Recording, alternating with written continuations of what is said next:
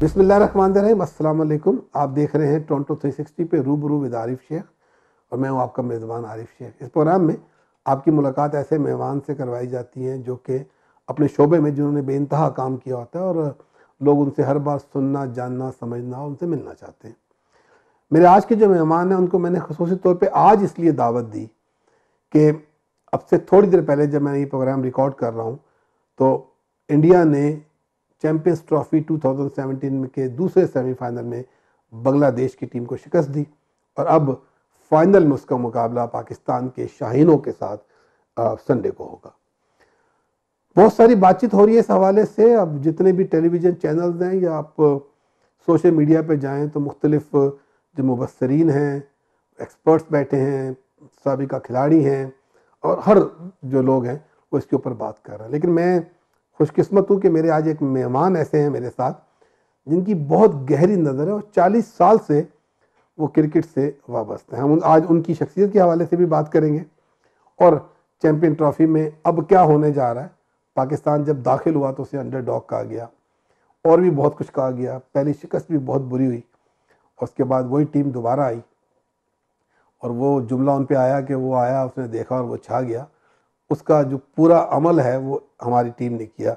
मेरे मेहमान, इनका मैं तारुफ कराऊं तो पाकिस्तान में हम इनकी आवाज़ को सुन के जवान हुए और ये वो ज़माना है जब क्रिकेट के लिए वो छोटे छोटे से रेडियो हमारे हाथों में हुआ करते थे।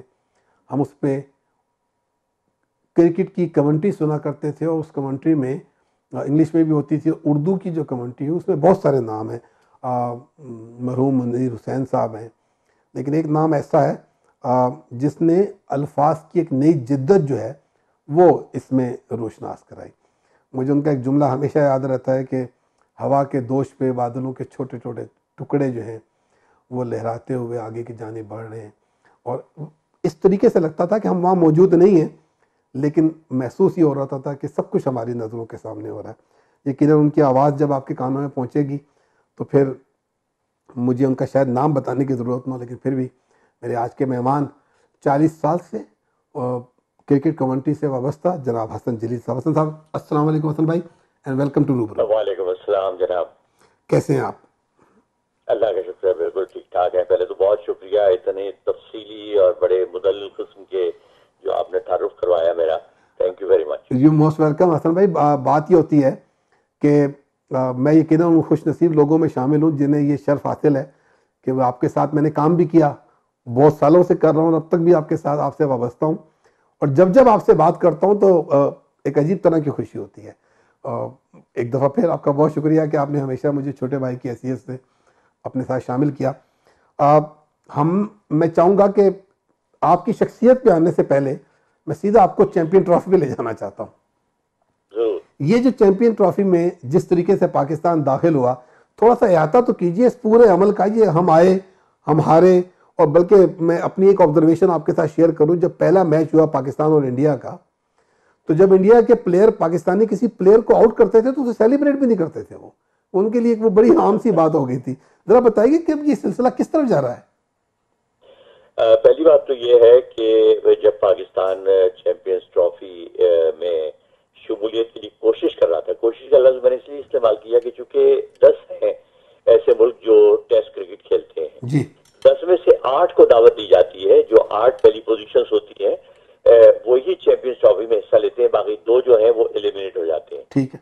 तो एक मौका ऐसा था कि पाकिस्तान को यह खतरा था कि वो एलिमिनेट ना हो जाए, तो बड़ी मुश्किल से खैर पाकिस्तान चूंकि वेस्ट इंडीज में वनडे सीरीज जीत गया तो पाकिस्तान को वेस्ट इंडीज से सबक हासिल हो गई और वो क्वालिफाई कर गया। लेकिन क्वालिफिकेशन के बावजूद लोगों की बड़ी रिजर्वेशंस थी, यहाँ तक कि सौरव गंगोली जो इंडिया के कप्तान भी रह चुके हैं, उन्होंने एक इंटरव्यू में ये कहा कि जी मेरी ख्वाहिश थी कि वेस्ट इंडीज पाकिस्तान की जगह होता तो शायद ये इवेंट ज्यादा कलरफुल होता। अच्छा। पाकिस्तान डिजर्व नहीं करता इस इवेंट में आने को। अच्छा। यानी ये हालत थी लोगों की सोच। बिल्कुल ऐसा ही था। उसके बाद खैर हमने पहला मैच खेला, इतनी बुरी हमने परफॉर्मेंस दी, मेरा ख्याल है मैंने कुछ 400 के करीब मैचेस कवर किए हैं, लेकिन पाकिस्तान की इतनी बुरी परफॉर्मेंस मैंने आज तक नहीं देखी इंडिया के खिलाफ। अच्छा। इतनी डिसइंटेग्रेटेड टीम थी, कोई प्लानिंग नहीं थी, गालिबन टीम अंडर प्रेशर बहुत ज्यादा थी। कप्तान भी बौखलाए हुए थे, प्लेयर्स भी बौखलाए हुए थे, और नतीजा आपके सामने है जी हाँ, कि आप बहुत बुरा 124 रन से जो है आपको शिकस्त हुई। शिकस्त हुई। और सबने कहना शुरू कर दिया कि जी बस जी अब ये 2 मैचों के बाद ये बाहर हो जाएंगे। अच्छा, अगले 2 मैच बड़े टफ थे। जी हाँ, एक दोनों। तो साउथ अफ्रीका का मैच था, फिर श्रीलंका का मैच था। श्रीलंका ने इंडिया को हरा दिया जी हाँ, और बड़े मतलब शानदार तरीके से हराया। तो लोगों का ये शक जो है वो और पुख्ता हो गया कि पाकिस्तान किसी भी हालत में सेमीफाइनल तक नहीं पहुंच पाएगा। लेकिन उसके बाद जो कहते हैं ना कि द हिस्ट्री वाज क्रिएटेड, बिल्कुल सही। पाकिस्तान की टीम ने, जिसमें ज्यादातर नौजवान खिलाड़ी शामिल हैं, ऐसा ट्रांसफॉर्म किया। पहले तो साउथ अफ्रीका को उन्होंने हराया, और खासतौर से पाकिस्तान की बॉलिंग जो है वो अचानक ऐसी क्लिक हुई और कॉम्बिनेशन इतना अच्छा बना कि साउथ अफ्रीका की टीम को आपने रिस्ट्रिक्ट किया, और उसके बाद आराम से, यानी आप खेल रहे थे जब बारिश आ गई, और जाहिर है कि आपके चूंकि रन बहुत ज्यादा आगे थे आप रन के मामले में, तो आपको जीता हुआ करार दिया गया। बिल्कुल सही। फिर उसके बाद श्रीलंका को आपने हराया और बड़ी आसानी हराया, वहां पर आपकी टीम और मजबूत हुई। लेकिन असल जो मार्का दरपेश था वो था इंग्लैंड से।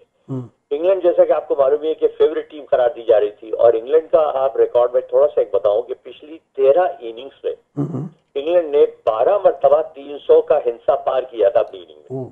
एक्सीलेंट। अब आप इससे अंदाजा कर लीजिए कि उनकी बैटिंग लाइनअप कितनी मजबूत थी। पाकिस्तान ने उस बैटिंग लाइनअप को सर उठाने का मौका ही नहीं दिया, और 211 पे पूरी टीम को आउट कर दिया, और फिर पाकिस्तान बड़े शानदार तरीके से ये मैच जीत गया। तो ये जनाब लोग बेलुबाब है पूरे अब तक जो टूर्नामेंट हुआ है उसका। अब देखें कि वही, लेकिन हमारा जो रिकॉर्ड है, एक बात तो नजर आई कि ये एक अब जो टीम जिसने साउथ अफ्रीका के साथ से शुरू किया खेलना, वो एक इंटायरली डिफरेंट टीम नजर आ रही है। उसके प्लेयर्स में एक जान अलग नजर, कॉम्बिनेशन नया बना। अहमद शहजाद को आपने आउट किया, फखर जमान को आप लेकर आए, तो एक कॉम्बिनेशन नया बना, और पूरी टीम जो है उसमें एक नई जान नजर आ रही है। अब हम फाइनल में जा रहे हैं, यकीनन पिछले मैचेस को सब देख चुके हैं, फाइनल में जा रहे हैं। आईसीसी के इवेंट्स में पाकिस्तान का इंडिया के खिलाफ जो रिकॉर्ड है वो कोई बेहतर नहीं है।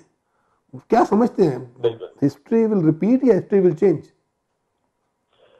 देखिए, ये कहना बड़ा मुश्किल है कि नतीजा क्या होगा, लेकिन एक बात फॉर श्योर है कि इंशाल्लाह पाकिस्तान की टीम बहुत बेहतर परफॉर्मेंस देगी। और देखिए, इंडिया का मैं आपको बता दूं, हालांकि आज भी आपने देखा होगा कि बांग्लादेश को उन्होंने इतनी आसानी से हराया, और 9 विकेटों का मार्जिन, बहुत बड़ा मार्जिन, बिल्कुल। और स्कोर कोई कम नहीं था, 270 के करीब स्कोर था, शायद 267 उन्होंने बनाए थे, और इंडिया ने बड़े आराम से वो स्कोर कर लिया। लेकिन अगर इंडिया की आप इस वक्त बैटिंग स्ट्रेंथ का जायजा लें, तो उनकी एक्चुअली बैटिंग स्ट्रेंथ जो है उसका दारोमदार है टॉप ऑर्डर पर। दोनों उनके ओपनर इन फॉर्म है, दोनों ओपनर बड़ी जारहाना बैटिंग करते हैं। ठीक है जी, शर्मा भी, रोहित शर्मा तो खैर वर्ल्ड रिकॉर्ड होल्डर है, आपको पता है, ये 2 डबल सेंचुरी उन्होंने बनाई हुई है। बिल्कुल। और धवन बड़ी फॉर्म में है, और चैंपियंस ट्रॉफी में शेखर धवन ने हमेशा अच्छी परफॉर्मेंस दी है। उसके बाद विराट कोहली आते हैं। तो ये जो 3 आदमी आपके हैं, ये उनका न्यूक्लियस है।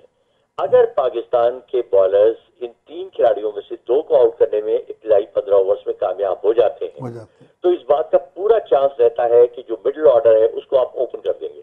मिडिल ऑर्डर इंडिया का इतना स्ट्रांग नहीं है, क्योंकि वो ज्यादातर नए खिलाड़ियों पर मुश्तमिल है। और उसके बाद जाहिर है इनके आउट होने के बाद उन पर प्रेशर होगा, और पाकिस्तान की जैसी बॉलिंग जा रही है, मैं समझता हूँ कि पाकिस्तान इंडिया को टफ टाइम देगा, दे सकता है। और पाकिस्तान की बैटिंग भी अब क्लिक कर गई है। तो मेरा ये ख्याल है कि ये मुकाबला बड़ा दिलचस्प होगा, और इसमें हमें 50-50 चांस के साथ हम मैदान में उतर रहे हैं। हाँ, देखिए, हम जब इस टूर्नामेंट में दाखिल हुए तो एज ए अंडरडॉग हुए। हमें तो कहा गया था कि 8वें नंबर की टीम है, ये सबसे पहले घर जाएगी।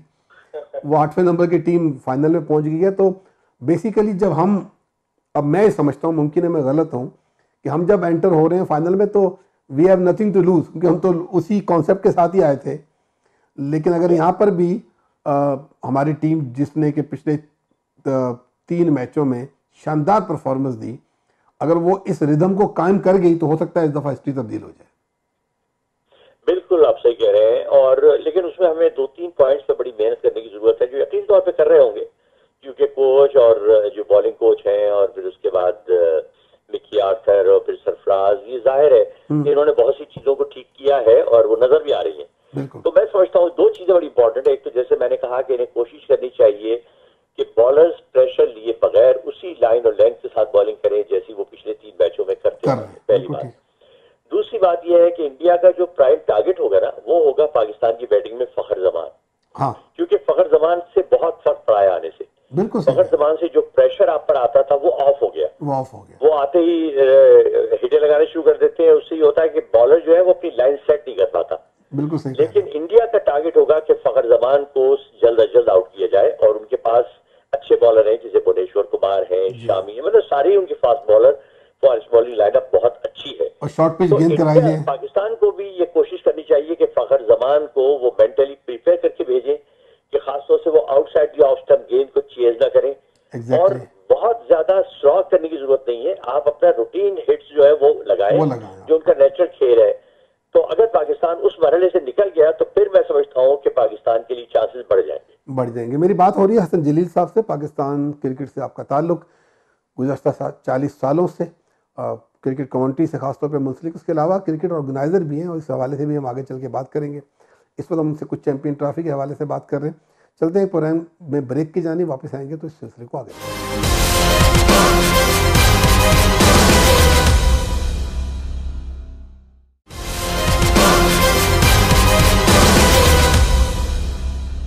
Welcome back. आप देख रहे हैं रूबरू with Arif Sheikh on Toronto 360। मेरे आज के मेहमान हसन जलील साहब, उनकी आवाज़ जो है कि खुद अपना तारुफ हवा बहार की है, मेरे साथ मौजूद हैं। अच्छा भाई, हम ब्रेक से पहले बात कर रहे थे चैंपियन ट्रॉफी के हवाले से।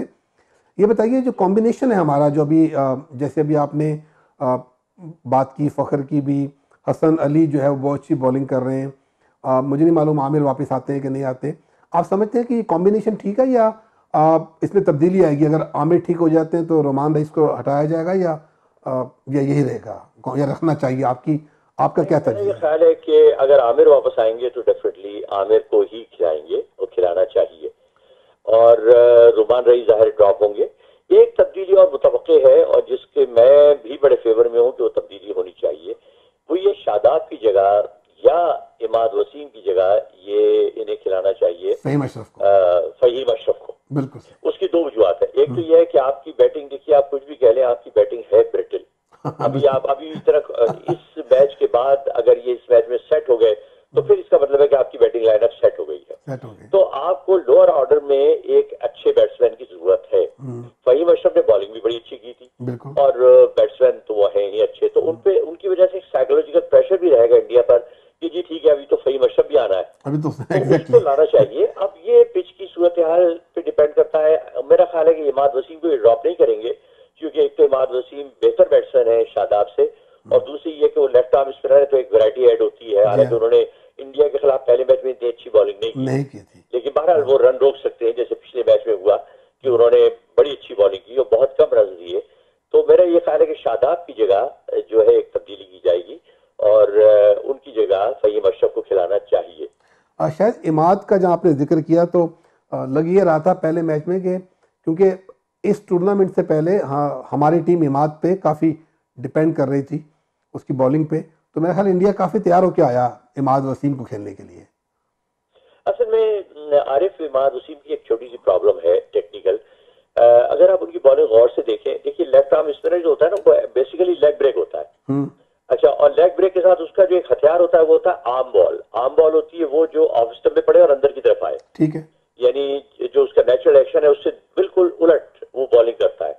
तो ये सिर्फ आर्म बॉल कराते हैं, ये लेग ब्रेक नहीं होती इनसे। अच्छा, ये ज्यादा रिलाई करते हैं अपनी स्पीड पे, तो मतलब कभी तेज गेंद कर दी, कभी आहिस्ता कर दी। अच्छा, इंडियंस चूंकि स्पिनर को खेलने के मास्टर है तो उनके लिए ये कोई मतलब मसला है ही नहीं। बात है अगर इन्होंने लंबे अरसे रहना है तो उन्हें अपनी लेग ब्रेक डेवलप करनी पड़ेगी, वरना फ्लैट विकेटों पर वो हमेशा नाकाम होंगे। तो ये उनकी प्रॉब्लम थी जिसे इंडिया ने रीड कर लिया था, और इंडिया को कोई खेलने में दुश्वारी पेश नहीं आई। हाँ उन्होंने बड़े आराम से उनको खेला। बहुत शुक्रिया हसन भाई। बाय द टाइम हमारा ये प्रोग्राम ऑन एयर होगा तो या तो इस चैंपियन ट्रॉफी के फाइनल का रिजल्ट आ चुका होगा, या फिर उसके चंद घंटों में आने वाला होगा।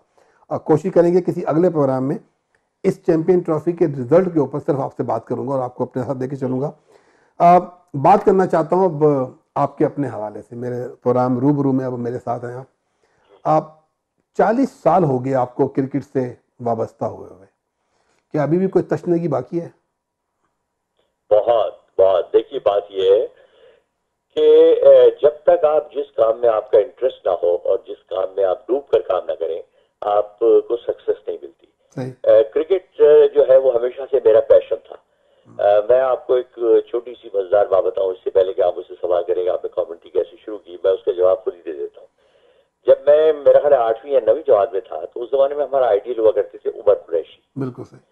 अब जाहिर है कि इतनी कम उम्री में आपको पता बड़ी एक्साइटमेंट होती है। मुझे याद है वो जो सिग्नेचर ट्यून बजती थी रेडियो पाकिस्तान की, जिसके बाद वो कहते थे कि now we take you over to national stadium Karachi. जी हाँ।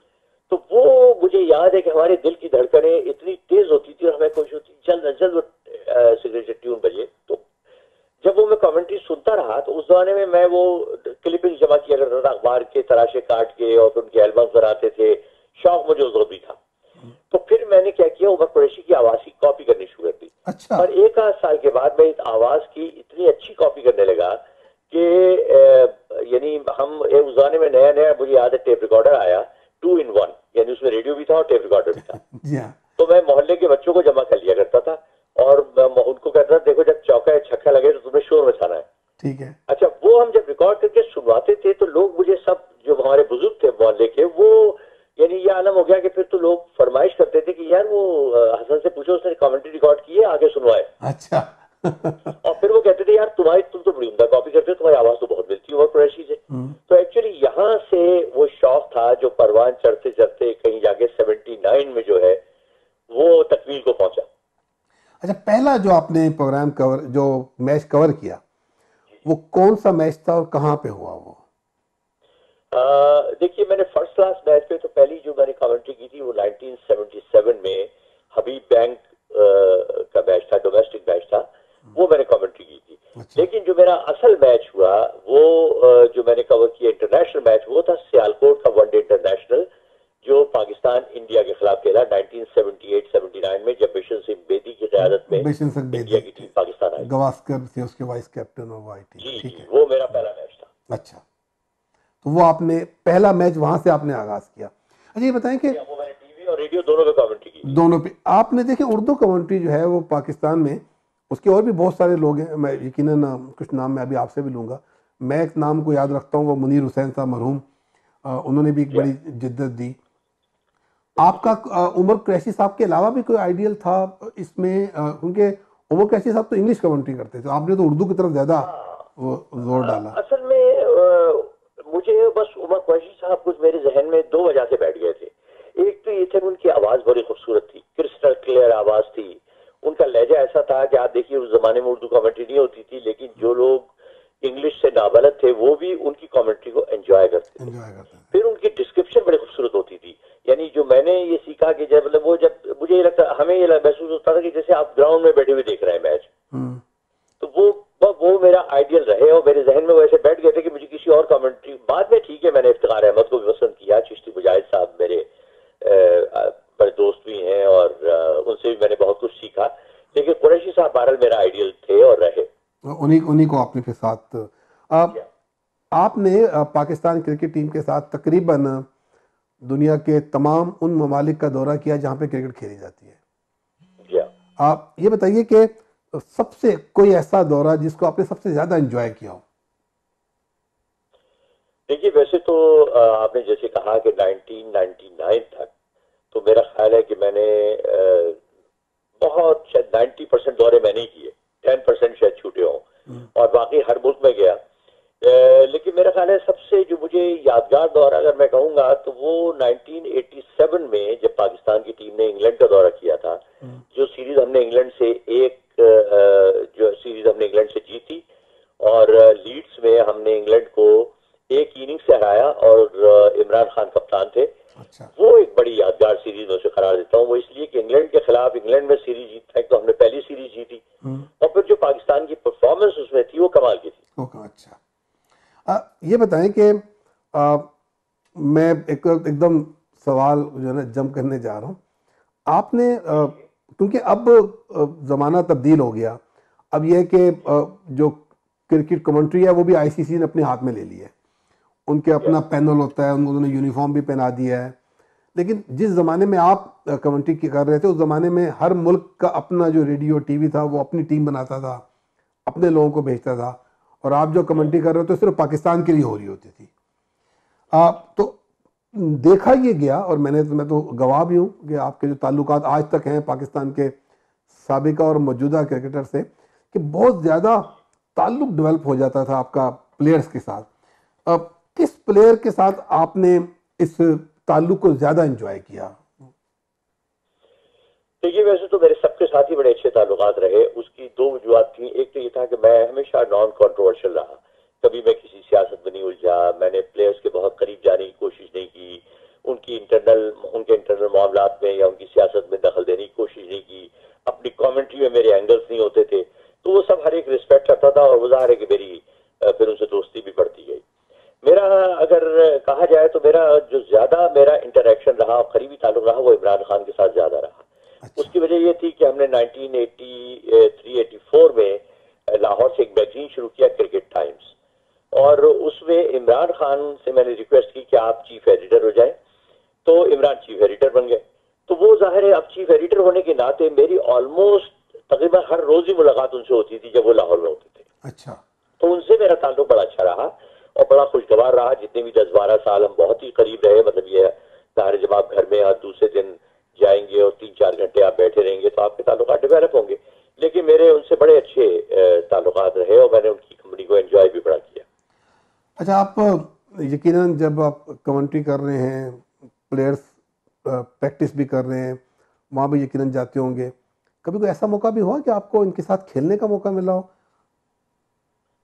देखिए, मैं खुद बड़ा अच्छी क्रिकेट खेलता था, बल्कि 1997 तक मैं खासा एक्टिव रहा क्रिकेट में। और मैंने ये किया कि वहाँ अपना शौक पूरा करने के लिए, प्रोफेशनल क्रिकेट तो हम खेल नहीं सकते, ज़ाहिर है एक एज भी हो गई थी, दूसरे फिर ज़ाहिर है कि टाइम भी नहीं मिलता था। लेकिन मैंने ये किया कि मैंने मीडिया की और रेडियो और टेलीविजन की टीमें बनवा दी। अच्छा, और हमारे ज्यादा मैचेस हुआ करते थे फिल्म स्टार्स के साथ। वहाँ नदीम गुलाम और गुलाम मोहिउद्दीन मोहिउद्दीन मेरे बड़े दोस्त थे और वो दोनों बड़े अच्छी क्रिकेट खेलते थे। तो हमने फिल्म स्टार के साथ बहुत मैच खेले और बड़ा हमने एंजॉय किया। लेकिन पाकिस्तानी टीम के साथ हमें सिर्फ इंग्लैंड में एक दफा खेलने का मौका मिला। वो भी ऐसा हुआ कि बीच में खासा लंबा गैप था, तो वहाँ हम ठहरे हुए थे। ससेक्स काउंटी में एक हमारे कमेंटेटर भी होते थे, बड़े मशहूर जर्नलिस्ट हैं, कमर अहमद। उन्होंने एक मैच अरेंज कराया संडे आफ्टरनून। अच्छा। तो उन्होंने कहा कि यार आप भी, हसन भाई आप भी खेलेंगे, और वो मैंने पाकिस्तानी टीम के लड़कों को भी बुलाया हुआ है। तो फिर वो एजाज अहमद, सलीम मलिक, बहुत सारे और लड़के, वहां पर कोई 7-8 पाकिस्तानी लड़के और हम भी थे। उसके बाद वो इंग्लैंड की जो काउंटी थी उसकी एक बी टीम, उसके खिलाफ हमारा मैच था। तो वो मुझे इन लड़कों के साथ खेलने का वाहिद मौका मिला। मैं आपसे यकीनन कुछ वाकयात के हवाले से बात करना चाहूँगा, और फिर प्रोग्राम के आखिरी हिस्से में मैंने आपसे नॉर्थ अमेरिका में क्रिकेट के हवाले से आप क्या कर रहे हैं और क्या प्लानिंग है वो बात भी करना चाहूँगा। लेकिन इस सेगमेंट को एंड करने से पहले ज़रा मुझे आपको कहूँगा, रमज़ान का महीना, चैम्पियन ट्रॉफी में हम पहुँचे हुए, 1992 का वर्ल्ड कप भी आपने कवर किया। जी जी, रमज़ानी का महीना था और उतार चढ़ाव की इंतहा थी। पाकिस्तान इफ़ वो खेलेगा उससे और उसको हराएगा और उसको जीतेगा तो हम वो, क्या मतलब कितने कॉन्फिडेंट थी टीम, और आप लोग जो मीडिया के लोग वहाँ मौजूद थे कितने कॉन्फिडेंट थे कि यार हम जो दूसरों पे डिपेंडेंट हो चुके हैं वो वर्ल्ड कप लेके चले जाएंगे? नहीं जी, कॉन्फिडेंस का तो ये आलम था। आप ये देखिए कि जब हम ऑस्ट्रेलिया के खिलाफ हमारा मैच था, उससे पहले हम 3 मैच खेल चुके थे। तो ऑस्ट्रेलिया के खिलाफ मैच से पहले प्लेयर्स आपस में ये बातें करते थे कि यार अगर ये ऑस्ट्रेलिया का मैच हार गए तो फिर तो हमारा बोरिया बिस्तरा गोल हो जाएगा, तो बड़ी मार पड़ेगी वहां, जब वापस जाएंगे लोग तो जूते मारेंगे। तो कोई ये प्लान लगा रहा होता था कि जी मैं तो इंग्लैंड चला जाऊंगा, वहां रहूंगा, कोई 3 हफ्ते के बाद वापस आऊंगा, कोई कह रहा था मैं तो हांगकांग चला जाऊंगा, कोई कह रहा था यार मैं तो यहीं रुक जाऊंगा भाई। तो कोई भी, यानी सहमे हुए सब लोग थे। अच्छा, ऑस्ट्रेलिया के खिलाफ हमारा मैच बड़ा इंपॉर्टेंट था और ये वो तारीखी मैच है जिसका आपने जिक्र सुना होगा कि उसमें इमरान खान ने जो कॉर्नर्ड और वुंडेड टाइगर का जो खिताब दिया था, तो वो उसकी कहानी में छोटी सी आपको सुना दूं जल्दी से कि हम नीचे बैठे हुए थे कॉफी शॉप पे, रमीज राजा मेरे साथ थे। तो इतनी देर में कोई प्लेयर आया, जिसका नाम याद नहीं, उसने आगे कहा रमीज भाई जल्दी चले, वो कप्तान ने बुलाया, मीटिंग है। तो रमीज ने अपनी कॉफी आधी छोड़ी और सीधे ऊपर चले गए। तो खैर मैं बैठा हुआ इंतजार करता रहा। मैं चलो, खासी देर के बाद, कोई 1-1.5 घंटे के बाद रमीज और सारे लड़के उतरते नजर आए। मुझे एक फर्क महसूस हुआ कि उनकी बॉडी लैंग्वेज बड़ी चेंज थी। मतलब वो अच्छा। लड़के बड़े पुरजोश थे, आपस में हंसी मजाक भी कर रहे थे, टहकाई भी लगा रहे थे। तो मैंने रमीज से कहा, मैंने कहा भाई क्या हुआ? तो उसने वो किस्सा सुनाया, कह लगे जी हमें बैठ गए जाके कमरे में, इंतजार करते रहे। कप्तान कोई 15 मिनट के बाद आया, तो उसने ना एक शर्ट पहनी हुई थी चीते की खाल की टाइप, यानी अच्छा। वो उसमें चीते के जैसे आपने चीते की खाल पहनी हुई। जी हाँ। तो हम बड़े हैरान हुए कि यार कप्तान ने, ये कप्तान को क्या कसूर? तो कप्तान ने कहा तुम ये शर्ट देख रहे हो? तो हमने कहा हाँ देख रहे हैं। कहने लगे ये मैंने जान के पहनी है। तुमने ये सुना होगा कि जब वो टाइगर जख्मी हो जाए या उसको घेर लिया जाए तो वो पलट के वार करता है, और उसके उसको ये होता है कि उसे अपनी जान की परवाह नहीं होती। वो कहता है भाई डू और डाई का है बस ठीक, और लेकिन वो अपने मुकाबिल को फिर छोड़ता नहीं है। तो ये मैं पहन के इसलिए आया हूँ कि देखो अब तो तुम कॉर्नर हो गए, तो वहां पर कोई चॉइस नहीं है, सिर्फ बिल्कुल एक सही। चॉइस है कि कल का मैच जीतो, इस टूर्नामेंट में वापस आओ। और अच्छा। ये मैं तुम्हें बता दूं कि अगर तुम कल का मैच जीत गए तो तुम समझ लो कि तुम टूर्नामेंट जीत जाओगे। ठीक है, और तो कह लगे उसकी बातों से हमें ऐसा हौसला हुआ कि हम सब ने वहां आपस में कसम खाई कि जी कल का match we will fight it out and we will win this match. Win.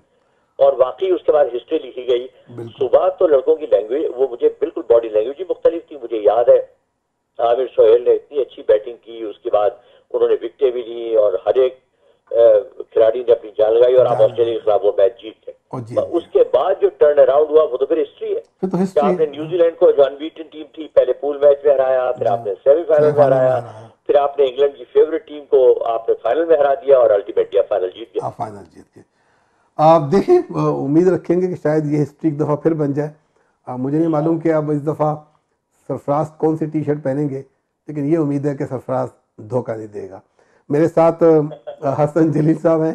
आपसे हमारी क्रिकेट के हवाले से कुछ बातचीत हो रही है। We go for a quick break और वापस आएंगे तो हसन जलील से पूछेंगे कि नॉर्थ अमेरिका में क्रिकेट किस जानिब रवां दवां है। Stay tune with us.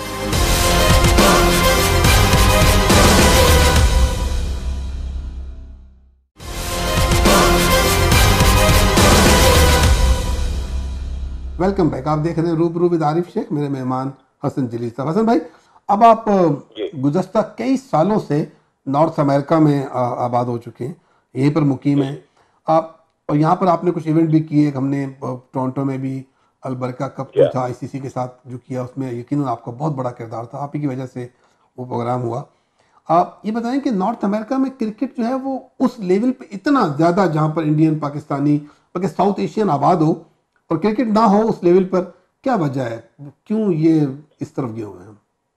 असल में क्रिकेट की मेन स्ट्रीम पॉलिटिक्स में आने के लिए तो बड़ा वक्त और बड़ा पैसा दरकार है। जाहिर है मैं उसमें एंटर नहीं हो सका। अपने ये जो मैंने आप जिन कोचिंग का जिक्र किया, ये मेरी इंडिविजुअल एफर्ट्स थी कि मैंने 2 इंटरनेशनल डबल विकेट टूर्नामेंट करवाए, फिर आईसीसी का एक फुल फ्लेज आईसीसी का टूर्नामेंट करवाया, 4 नेशन टोरंटो में, जिसमें आप भी शरीक थे। लेकिन मसला पता क्या है, हमारे यहाँ प्रॉब्लम ये है कि हम प्लान नहीं करते फ्यूचर के लिए, खासतौर से जो हम पाकिस्तानी लोग हैं। देखिए अमेरिका में बड़ा पोटेंशियल है और आईसीसी अब बहुत ज्यादा इंटरेस्टेड है, और इसी पॉलिटिक्स का नतीजा है कि यूएसए क्रिकेट एसोसिएशन और आईसीसी के दरमियान यानी मुख्तलिफ मकामात पर झड़पें होती रहती हैं और क्रिकेट का डेवलपमेंट जो है वो रुक जाता है। रुक जाता है। बात यह है कि यहाँ बड़ी कंसिस्टेंट एफर्ट्स की जरूरत है, और लेकिन ये प्राइवेट सेक्टर से ही हो सकती है। अगर प्राइवेट सेक्टर में से कुछ लोग आगे आए और वो आके क्योंकि जाहिर है आपको फंड्स की जरूरत होती है, अगर वो आके एक रेगुलर बेसिस पे ये कोशिश करें कि यहाँ हर साल कोई ना कोई इवेंट होता रहे, मैं आपको गारंटी देता हूँ कि 2-3 साल के बाद आपको स्पॉन्सरशिप सी इतनी मिल जाएगी कि आपको इधर उधर देखने की जरूरत ही नहीं पड़ेगी। लेकिन चूंकि ओसाका यूएस क्रिकेट एसोसिएशन ने कोई एक्टिव पार्टिसिपेशन नहीं की, इसी तरह कनाडा क्रिकेट एसोसिएशन ने, जिसे क्रिकेट कनाडा का नाम दे दिया गया है, उन्होंने भी कोई एक्टिव कोशिश नहीं की कि बड़ी टीमों को लाए। देखिए छोटी टीमों के आने से या डोमेस्टिक क्रिकेट से आप क्रिकेट को इंटरनेशनल लेवल पे नहीं ले जा सकते। नहीं ले जा सकते, बिल्कुल उसके सही। लिए आपको इंटरनेशनल क्रिकेट ही लानी होगी, और जब तक बड़े स्टार्स नहीं आएंगे, रोल मॉडल सामने नहीं आएंगे, जब तक क्रिकेट प्रमोट नहीं होगी। अच्छा, ये बताएं कि ये भी तो हो सकता है ना कि आप जैसे लोग जो जिनका क्रिकेट में बहुत असर और रसूख है, कि वो इंटरनेशनल प्लेयर्स को, फॉर्मर इंटरनेशनल प्लेयर को मिला के यहाँ पे अगर क्रिकेट अकेडमीज का आगाज़ किया जाए, जहाँ पे बच्चों को ट्रेनिंग दी जाए, तो अगर वो उस तरफ वो सिलसिला शुरू हो तो हो सकता है कि आगे जाके सिलसिला थोड़ा सा और बेहतर हो जाए। देखिए अली साहब, जरूरी है कि बच्चों को इंटरेस्ट दिलाने के लिए, जिस तरह मैंने आपसे पहले कहा कि उनके लिए रोल मॉडल्स बहुत जरूरी है। सही, देखिए पाकिस्तान में फास्ट बॉलर्स पैदा हुए इमरान खान को देख के, ऐसा ठीक ही, है जी, क्रिकेटर्स पैदा हुए जावेद मियांदाद को देख के। सही कह रहे अब हैं, देखें जब वसीम अकरम आए उसके बाद आपके सारे लेफ्ट आर्म बॉलर्स आने शुरू हो गए। आना उससे शुरू पहले हो गया। पाकिस्तान के पास एक आध लेफ्ट आर्म बॉलर हुआ करता था। हम्म, जब तक यहाँ के बच्चे इंटरनेशनल स्टार्स को अपनी आंखों के सामने खेलते हुए नहीं देखेंगे, जब तक वो उसको एंजॉय नहीं करेंगे, जब तक, क्योंकि वो एक क्रिकेट का क्रेज डेवलप होता है। बिल्कुल सही, आपने देखा होगा कि जब यहाँ टूर्नामेंट हुआ था तो हर आदमी क्रिकेट की बात कर रहा था। बिल्कुल ऐसा ही है। मैं गवाह हूँ तो और जब उसमें तक आप वो शामिल हूँ। माहौल क्रिएट नहीं करेंगे, एकेडमी बनाने से भी कोई फायदा नहीं होगा, क्योंकि वो लोग बच्चे ये सोचेंगे कि हम एकेडमी में अगर आ भी जाए, वक्त जाया करें, पैसे खर्च करें, हम कहाँ जाएंगे, हमारा क्या फ्यूचर तो करेंगे। है नहीं, सही कह रहे हैं। चलिए जब बताएं, इंटरनेशनल क्रिकेट हो रही होगी तो इनको ये होगा कि यार कल को हम मुमकिन है कनाडा की टीम में आ जाए, कल को हम मुमकिन है यूएसए की टीम में आ जाए। ये बताएं कि अगर ये ऑफिशियल जो एसोसिएशन हैं अमेरिका और कनाडा में दोनों, ये उस लेवल पे काम नहीं कर रही, तो अगर प्राइवेट सेक्टर इसमें आता है और ये ऑफिशियल एसोसिएशन उसके पीछे नहीं है, तो क्या प्राइवेट सेक्टर जो है वो पेनिट्रेट कर सकेगा? हाँ देखिए आईसीसी का इस मामले में बड़ा ऊपर रवैया है। मेरी कई दफा डिस्कशन हो चुकी है। आईसीसी तो ये कहता है कि जनाब you come up with proposal, हमारी कोशिश यही होगी आप क्रिकेट बोर्ड के थ्रू आए, लेकिन अगर क्रिकेट बोर्ड डजंट कोऑपरेट या आप ये महसूस करते हैं कि यार ये अच्छा प्रपोजल है, आप हमारे पास डायरेक्ट आए, हम आपको इजाजत दे देंगे।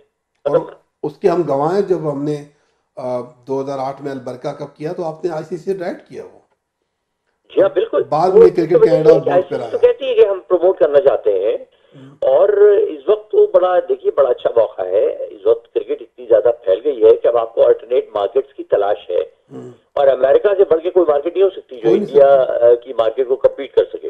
बिल्कुल सही कह रहे हो। ये बताएं कि अगर प्राइवेट सेक्टर इस तरफ आना चाहता है तो जी जी। उनको उनका नुक्ता आगाज क्या होगा, मतलब कहाँ से, किस तरह से उनको इस सिलसिले को शुरू करना चाहिए? देखिए नुक्ता आगाज यही है कि पहले तो आपको ये पैशन और डिटर्मिनेशन होनी चाहिए कि आप ये करने जा रहे हैं, ठीक है जी। आपके पास जाहिर है इतने फंड्स होने चाहिए कि आप स्टार्ट ले सके। देखिए हिम्मत तो हर बिजनेस में, कोई भी बिजनेस आप करें, आप खुद बिजनेसमैन है, छोटा बिजनेस करें या बड़ा बिजनेस करें, रिस्क इज ऑलवेज देयर, बिल्कुल सही, ठीक है जी। लेकिन आपने अलबराका कप में देख लिया कि आपने जरा सी कोशिश की तो आपको 1.3 मिलियन की एक स्पॉन्सरशिप मिल गई अलबराका की, अलबरका। ठीक है ना। क्राउड का रिस्पॉन्स भी आपने देखा। अब इसी को अगर आप थोड़ा सा और प्लान कर लेते तो आपके पास जो छोटी स्पॉन्सरशिप्स हैं वो अगर आपके पास आती है खासी तादाद में, तो ये इवेंट कहीं ना कहीं पहुंचता। तो कहीं से क्या, अगर वो सिलसिला जारी रहता तो आज यकीनन 8-9 सालों में तो बिल्कुल दुनिया बदल चुकी है। ओ आप सोचे कहाँ पहुंचती। तो आप ये है कि उसके लिए यही है कि आपके पास ऐसा ग्रुप होना चाहिए जो क्रिकेट से पैशन रखता हो, वो क्रिकेट कराना चाहता हो, और वो 1 साल का या आधे साल का या 6 महीने का या 3 महीने का ना सोचे। वो ये सोचे कि जी व्हाट अबाउट आफ्टर 3 इयर्स, सही, 3 साल बाद मैं कहाँ पहुंचूंगा, तो फिर यकीनी तौर पे सक्सेस विल बी देयर। यकीनन। हसन भाई बहुत बहुत शुक्रिया। मेरी तशनीगी अपनी जगह कायम है। मेरे पास और बहुत सारे सवाल हैं, लेकिन मेरी ख्वाहिश ये है कि जब मैं आपको अगली बार इंटरव्यू करूं तो मैं आपको रूबरू करूं। तो मैं रूबरू का मेरा नाम है, तो मैं आपको सामने बिठा के और फिर आपसे बात करूं। प्रोग्राम का अख्ताम करते हैं, अगले हफ्ते किसी नए मेहमान के साथ फिर हाजिर होंगे। अपना ख्याल रखिएगा और अपनों का ख्याल रखिएगा। अपने मेज़बान आरिफ शेख को दीजिए इजाज़त। अल्लाह।